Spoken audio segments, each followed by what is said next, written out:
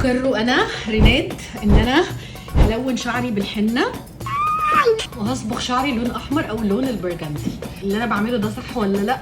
أكيد ندمانة ندمانة ندمانة ندمانة. أنا خايفة أندم. بعدين ماله شعري؟ يعني أنا شعري مضايقني في إيه؟ أهو لونه حلو جدا. بنتي مش هينفع، الحنة بتفضل سنة ما بتروحش بالشعر. يلا نجرب.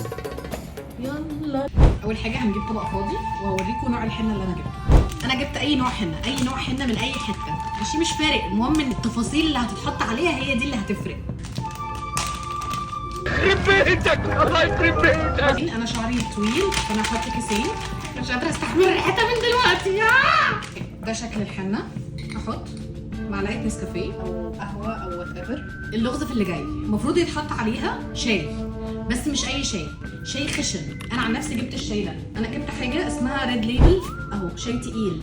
المفروض ان تبقى الحبايه بتاعته خشنه قوي، تغليها وتعمليها تقيله قوي قوي قوي. انا غليته حبه حلوين وسبته لحد لما يدفى شويه وهحطه على الحنه دلوقتي.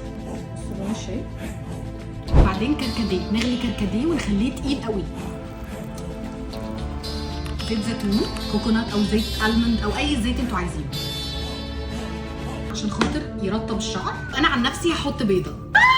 هحط بيضه. خرج شنو هذا؟ هنفضل نعجن بقى كده لحد لما الخليط يبقى شكله ناعم. ايه القرف ده يا جدعان؟ في ايه؟ دلوقتي هحطها في الثلاجه لمده 4 ساعات وبعدين هحطها على شعري.